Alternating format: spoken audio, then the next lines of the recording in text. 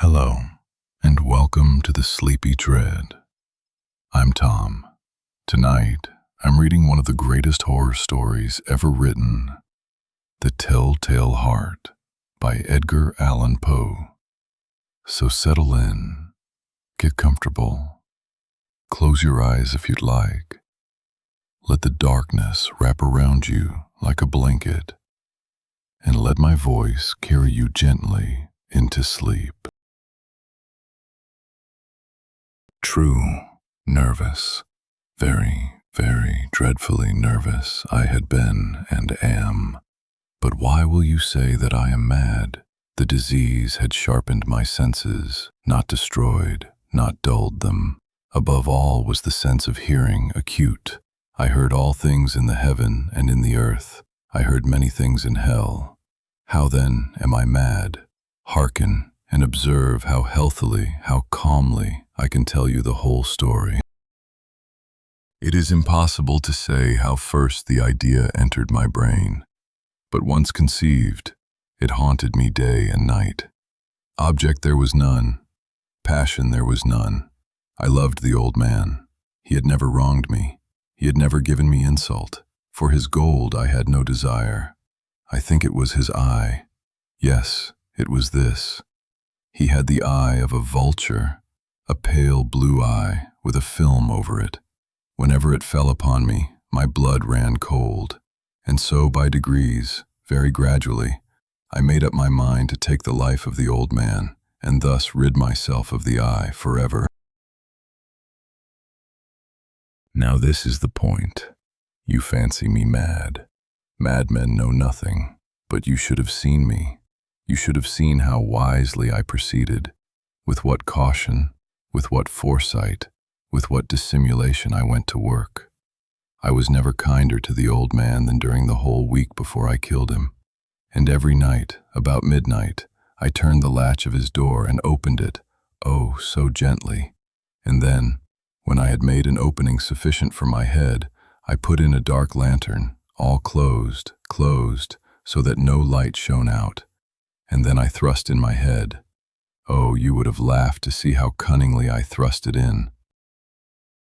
I moved it slowly, very, very slowly, so that I might not disturb the old man's sleep.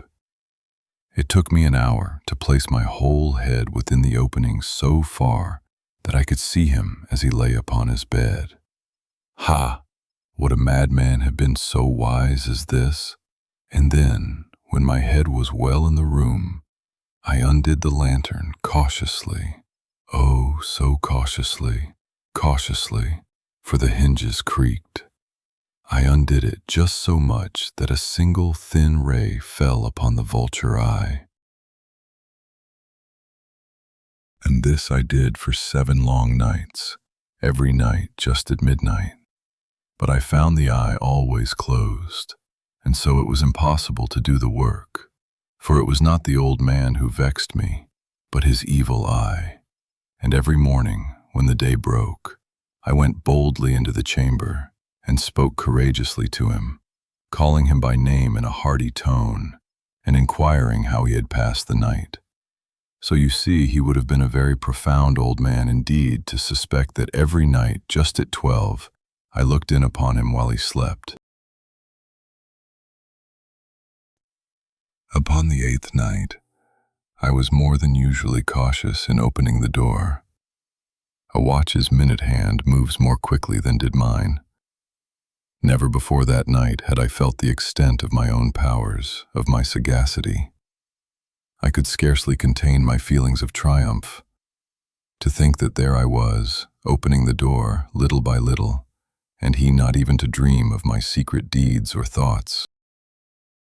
I fairly chuckled at the idea, and perhaps he heard me, for he moved on the bed suddenly, as if startled. Now you may think that I drew back, but no. His room was as black as pitch with the thick darkness, for the shutters were close fastened through fear of robbers. And so I knew that he could not see the opening of the door, and I kept pushing it on steadily. I had my head in and was about to open the lantern when my thumb slipped upon the tin fastening, and the old man sprang up in bed, crying out, "Who's there?" I kept quite still and said nothing. For a whole hour I did not move a muscle, and in the meantime I did not hear him lie down. He was still sitting up in the bed listening, just as I have done, night after night, hearkening to the death watches in the wall. Presently I heard a slight groan, and I knew it was the groan of mortal terror. It was not a groan of pain or of grief, oh no. It was the low, stifled sound that arises from the bottom of the soul when overcharged with awe. I knew the sound well. Many a night, just at midnight, when all the world slept, it has welled up from my own bosom, deepening with its dreadful echo the terrors that distracted me. I say I knew it well. I knew what the old man felt and pitied him, although I chuckled at heart. I knew that he had been lying awake ever since the first slight noise, when he had turned in the bed. His fears had been ever since growing upon him. He had been trying to fancy them causeless, but could not. He had been saying to himself, "It is nothing but the wind in the chimney. It is only a mouse crossing the floor. It is merely a cricket which has made a single chirp." Yes, he had been trying to comfort himself with these suppositions, but he had found all in vain, because death, in approaching him, had stalked with his black shadow before him and enveloped the victim. And it was the mournful influence of the unperceived shadow that caused him to feel, although he neither saw nor heard, to feel the presence of my head within the room. When I had waited a long time, very patiently, without hearing him lie down, I resolved to open a very, very little crevice in the lantern. So I opened it. You cannot imagine how stealthily, until at length a single dim ray, like the thread of the spider, shot from out the crevice and fell full upon the Vulture Eye.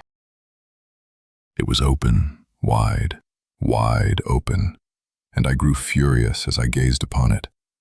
I saw it with perfect distinctness, all a dull blue, with a hideous veil over it that chilled the very marrow in my bones. But I could see nothing else of the old man's face or person, for I had directed the ray as if by instinct, precisely upon the damned spot. And have I not told you that what you mistake for madness is but over-acuteness of the senses? Now, I say, there came to my ears a low, dull, quick sound, such as a watch makes when enveloped in cotton. I knew that sound well, too. It was the beating of the old man's heart. It increased my fury, as the beating of a drum stimulates the soldier into courage. But even yet I refrained and kept still. I scarcely breathed. I held the lantern motionless. I tried how steadily I could maintain the ray upon the eye. Meantime, the hellish tattoo of the heart increased. It grew quicker and quicker, and louder every instant. The old man's terror must have been extreme. It grew louder, I say, louder every moment. Do you mark me well? I have told you that I am nervous. So I am. And now, at the dead hour of the night, amid the dreadful silence of that old house, so strange a noise as this excited me to uncontrollable terror. Yet, for some minutes longer I refrained and stood still. But the beating grew louder. I thought the heart must burst, and now a new anxiety seized me. The sound would be heard by a neighbor. The old man's hour had come. With a loud yell, I threw open the lantern and leaped into the room. He shrieked once only. In an instant I dragged him to the floor and pulled the heavy bed over him. I then smiled gaily to find the deed so far done. But, for many minutes, The heart beat on with a muffled sound. This, however, did not vex me. It would not be heard through the wall. At length it ceased. The old man was dead. I removed the bed and examined the corpse. Yes, he was stone dead. I placed my hand upon the heart and held it there many minutes. There was no pulsation. He was stone dead. His eye would trouble me no more. If still you think me mad, you will think so no longer when I describe the wise precautions I took for the concealment of the body. The night waned, and I worked hastily, but in silence. First of all, I dismembered the corpse. I cut off the head and the arms and the legs. I then took up 3 planks from the flooring of the chamber and deposited all between the scantlings. I then replaced the boards so cleverly, so cunningly, that no human eye, not even his, could have detected anything wrong. There was nothing to wash out, no stain of any kind, no blood spot whatever. I had been too wary for that. A tub had caught all. Ha, ha. When I had made an end of these labors, it was 4 o'clock, still dark as midnight.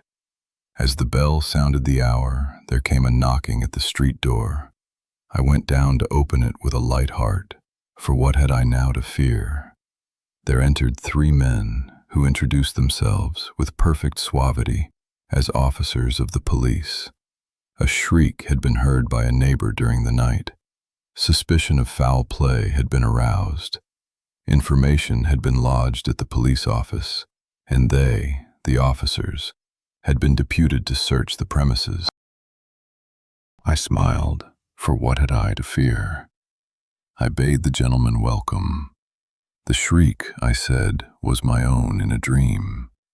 The old man, I mentioned, was absent in the country. I took my visitors all over the house. I bade them search well. I led them, at length, to his chamber. I showed them his treasures, secure, undisturbed. In the enthusiasm of my confidence, I brought chairs into the room and desired them here to rest from their fatigues, while I myself, in the wild audacity of my perfect triumph, placed my own seat upon the very spot beneath which reposed the corpse of the victim. The officers were satisfied. My manner had convinced them. I was singularly at ease. They sat, and while I answered cheerily, they chatted of familiar things. But ere long, I felt myself getting pale and wished them gone. My head ached, and I fancied a ringing in my ears. But still they sat, and still chatted. The ringing became more distinct. It continued and became more distinct. I talked more freely to get rid of the feeling, but it continued and gained definiteness, until at length I found that the noise was not within my ears. No doubt I now grew very pale, but I talked more fluently and with a heightened voice. Yet the sound increased, and what could I do? It was a low, dull, quick sound, much such a sound as a watch makes when enveloped in cotton. I gasped for breath, and yet the officers heard it not. I talked more quickly, more vehemently, but the noise steadily increased. I arose and argued about trifles, in a high key and with violent gesticulations, but the noise steadily increased. Why would they not be gone?